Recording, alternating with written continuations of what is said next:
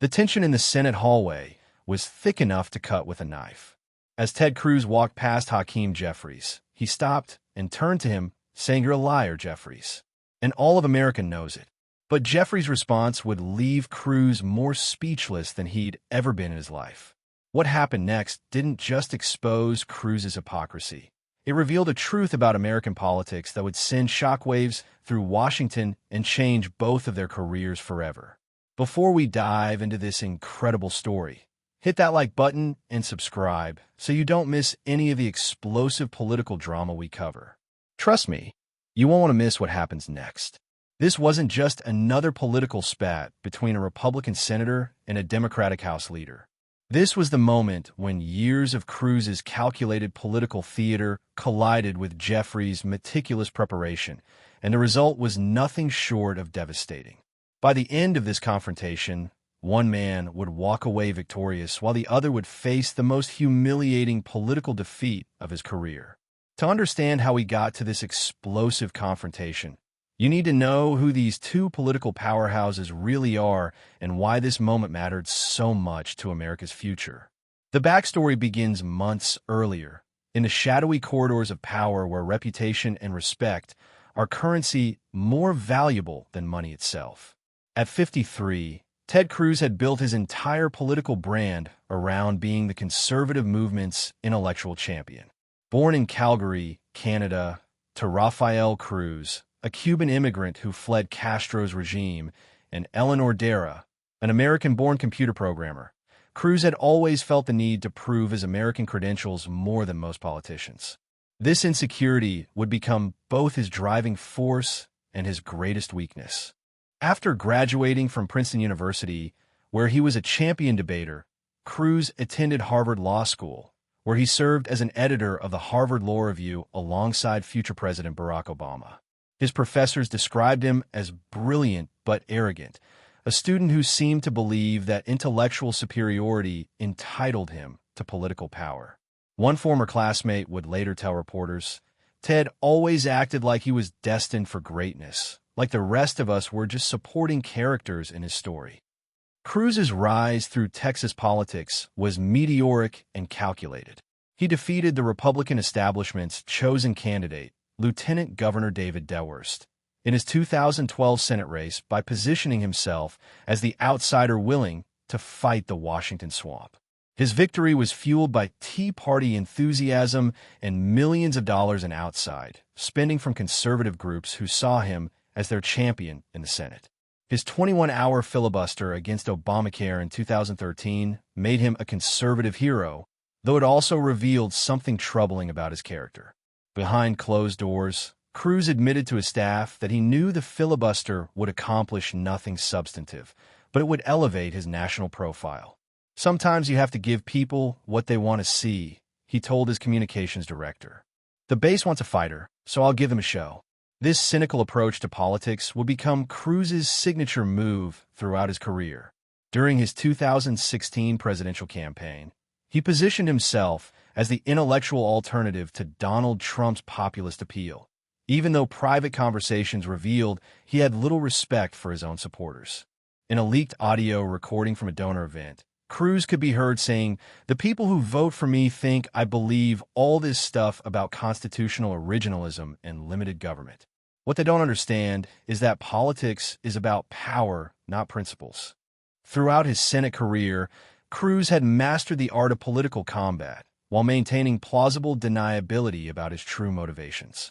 He was known for his razor-sharp debating skills, his encyclopedic knowledge of constitutional law, and his willingness to take on anyone, Republican or Democrat, who disagreed with his vision of conservative governance. His supporters saw him as a principled conservative who never backed down from a fight. His critics viewed him as an opportunistic grandstander who prioritized his own political advancement over effective governing. But there was something else about Ted Cruz that many people didn't fully understand: his deep insecurity about being accepted as a real American. Despite his obvious intelligence and political success, Cruz had spent his entire career overcompensating for his Canadian birth and his status as the son of an immigrant. He would often make pointed comments about other politicians' backgrounds, questioning their loyalty or their understanding of true American values. This insecurity manifested itself in increasingly aggressive attacks on his political opponents, particularly those he perceived as threats to his own position in the conservative movement. Cruz seemed to take particular pleasure in attacking minority politicians, perhaps because he felt that emphasizing their otherness would deflect attention from questions about his own background. Hakeem Jeffries, at 54, represented everything Ted Cruz was not, and everything Cruz secretly feared he could never become. Born and raised in Brooklyn, New York, Jeffries came from a working-class family that had been in America for generations. His father, Marlon Jeffries, was a state substance abuse counselor who had dedicated his life to helping people overcome addiction. His mother, Lonita Jeffries, was a social worker who spent her days fighting for families in crisis. From an early age, Jeffries learned the value of public service not as a means to personal advancement, but as a genuine calling to help others. His parents taught him that true leadership meant lifting others up, not tearing them down. These lessons would shape his approach to politics and create a stark contrast with Cruz's more cynical worldview. After graduating from Binghamton University with a Bachelor of Arts in Political Science, Jeffries earned his law degree from New York University School of Law, where he distinguished himself not through grandstanding or self-promotion, but through quiet excellence and genuine concern for justice. His professors remembered him as a student who asked thoughtful questions and showed real empathy for the people affected by the legal issues they studied.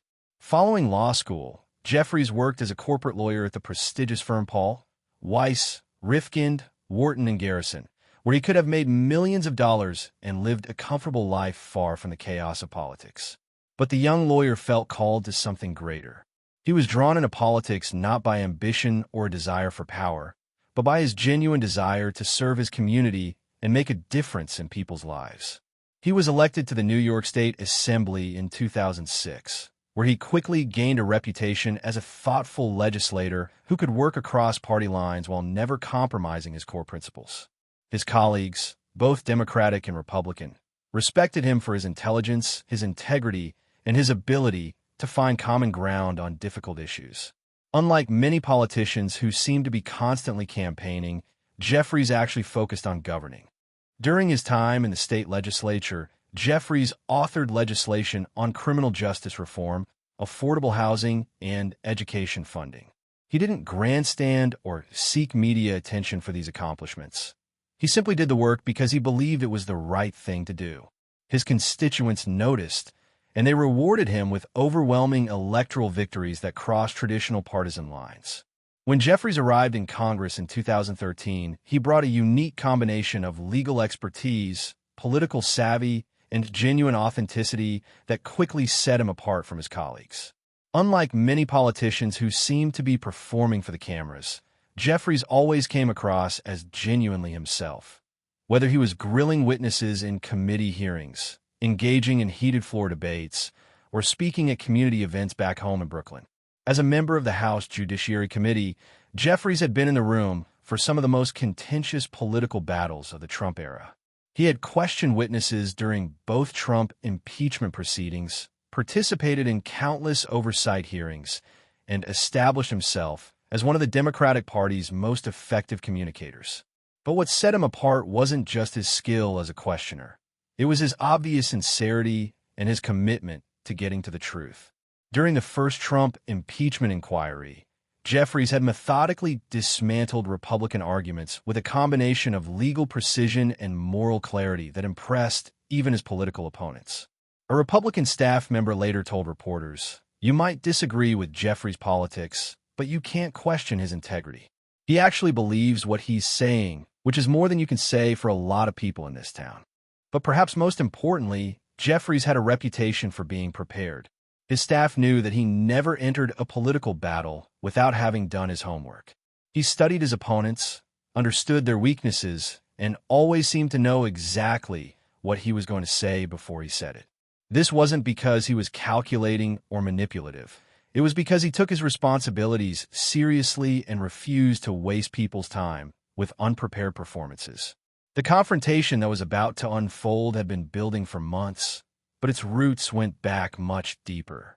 Cruz and Jeffries had clashed repeatedly during joint committee hearings, television appearances, and floor debates. But their animosity was more than just political disagreement. It was a clash between two fundamentally different approaches to public service and two very different conceptions of what American leadership should look like. Cruz seemed to take particular pleasure in trying to embarrass Jeffries during public proceedings, often interrupting him during hearings and making snide comments about his qualifications and intelligence. These attacks weren't based on any legitimate policy disagreements. They were personal attacks designed to diminish Jeffries' credibility and elevate Cruz's own standing with his conservative base. During a House Judiciary Committee hearing on voting rights the previous spring, Cruz had been particularly condescending. When Jeffries asked a pointed question about voter suppression efforts in Texas, Cruz had responded with barely concealed contempt. "Congressman Jeffries," he had said with his characteristic smirk, "I understand that constitutional law can be complicated for someone with your limited background in the field. Perhaps you should leave these complex legal questions to those of us who have actually argued before the Supreme Court." The comment had drawn gasps from the audience and angry responses from other Democratic committee members. But Jeffries had remained remarkably calm. He had simply nodded and said, "Thank you for your perspective, Senator. I'll take that under advisement." At the time, many observers thought Jeffries had been cowed by Cruz's attack. They were wrong. For his part, Jeffries had remained largely above the fray, responding to Cruz's attacks with measured responses and refusing to be drawn into personal disputes. But those who knew Jeffries well understood that he was keeping careful track of every slight, every insult, every attempt by Cruz to diminish him. The Brooklyn-born politician had learned long ago that the best way to deal with bullies wasn't to respond to every provocation, but to wait for the right moment to expose their true nature. What Cruz didn't know was that Jeffries had been conducting a quiet but thorough investigation into the Texas senator's record and statements. Using his background as a skilled attorney and his position on the Judiciary Committee, Jeffries had access to information that most politicians never see. He had been systematically documenting the gap between Cruz's public statements and his private positions, building a comprehensive case that would eventually destroy Cruz's carefully constructed political persona. The specific incident that would trigger their explosive confrontation began 3 weeks earlier during a House Judiciary Committee hearing on voting rights. Cruz, who wasn't even a member of the House committee, had been invited as a witness to testify about constitutional law and federal election oversight. His appearance was supposed to be a friendly venue where he could showcase his legal expertise and attack Democratic positions on voting rights. During the hearing, Jeffries had asked Cruz a series of pointed questions about his role in challenging the 2020 election results. The questions were respectful but persistent, and they clearly made Cruz uncomfortable. Rather than answer directly, Cruz had responded with his typical condescending tone, suggesting that Jeffries didn't understand the constitutional issues at stake and lecturing him about the law, as if he were speaking to a first-year law student. "Congressman Jeffries," Cruz had said with his most patronizing smile, "I appreciate your passion on these issues, but perhaps you should stick to matters you actually understand rather than trying to debate constitutional law with someone who's actually practiced before the Supreme Court. These are complex legal questions that require real expertise, not political talking points." The insult was clear and deliberate. Cruz was suggesting that Jeffries was intellectually inferior and unqualified to discuss constitutional matters. The comment had drawn gasps from the audience and angry responses from other Democratic committee members, but Jeffries had maintained his composure throughout. "Thank you for that perspective, Senator," Jeffries had replied evenly. "I'm sure the American people appreciate hearing from someone with your unique background on these important constitutional questions." The slight emphasis on unique hadn't gone unnoticed by those in the room, but at the time it seemed like a mild response to Cruz's much more aggressive attack. But what Cruz didn't know was that Jeffries had been recording everything. Not illegally, since the hearing was already being officially recorded, but he had been making detailed notes of every insult, every condescending remark, every attempt by Cruz to question his intelligence and qualifications. More importantly, He had been using his connections in the legal and political worlds to gather information about Cruz's own record and statements. What Jeffries had discovered during his research was explosive. Through a network of former Justice Department colleagues, congressional staff members, and legal professionals who had worked with Cruz over the years, Jeffries had obtained recordings of private conversations where Cruz had admitted to taking positions he didn't actually believe in order to advance his political career. The first breakthrough had come from a former Cruz staff member who had become disillusioned with the senator's cynical approach to politics. This staff member, who had worked closely with Cruz during his early years in the Senate, had kept recordings of staff meetings where Cruz would openly discuss his strategy of telling different audiences what they wanted to hear, regardless of his actual beliefs. The base wants red meat. Cruz could be heard saying in one recording, "They want to hear that Democrats are destroying America and that I'm the only one brave enough to stop them. It doesn't matter if it's true or not. What matters is that it works politically." The second source had been even more valuable. A prominent Republican donor who had hosted private fundraising events for Cruz had grown concerned about the senator's increasingly extreme rhetoric and had begun recording their conversations. These recordings revealed Cruz admitting that many of his public positions were calculated for political effect rather than sincere beliefs. Look, Cruz could be heard saying in one particularly damning recording, "I don't actually believe half the stuff I say on Fox News. But my poll numbers go up every time I attack the Democrats, so why would I stop?" This is politics, not a philosophy seminar. The third and most damaging source had been a surprise: Cruz's own campaign staff. Several current and former staff members had become so disturbed by the gap between Cruz's private views and his public statements that they had begun documenting his contradictions. They provided Jeffries with a comprehensive dossier that included recordings, emails, and contemporaneous notes from meetings where Cruz had discussed his strategy of political deception. Armed with this information, Jeffries had been waiting for the right moment to use it. He knew that confronting Cruz in a formal hearing would allow the senator to hide behind parliamentary procedure and official protocols. He needed a more organic moment, a time when Cruz's true character would be revealed and there would be no escape route. That moment came on a Tuesday afternoon in late October. Congress was in session, and both men were walking through the Capitol building when they encountered each other in one of the busy hallways that connect the House and Senate sides of the building. The hallway, known as the Speaker's Lobby, was a traditional gathering place where members of Congress would often engage in informal conversations between votes. Cruz was surrounded by his usual entourage of staff members and reporters, holding court as he often did between votes. He was in the middle of explaining his latest theory about Democratic overreach to a group of conservative journalists when he spotted Jeffries walking in the opposite direction, accompanied only by a single aide. The sight of Jeffries seemed to trigger something in Cruz. Perhaps it was the memory of their contentious exchange during the committee hearing, or perhaps it was simply Cruz's usual instinct to attack when he sensed an opportunity for political theater. Whatever the reason, Cruz decided to make Jeffries the target of his impromptu performance. Well, Cruz said loudly enough for everyone in the hallway to hear, his voice carrying the distinctive tone of theatrical surprise that had become his trademark. "If it isn't Congressman Jeffries, still trying to figure out how the Constitution works." The hallway, which had been buzzing with the usual Capitol Hill activity, staff members hurrying between meetings, reporters conducting interviews, members of Congress discussing legislation, suddenly grew quiet. Conversations stopped mid-sentence, staff members stopped walking, reporters pulled out their phones, and other members of Congress paused to see what was happening. The sudden silence was telling.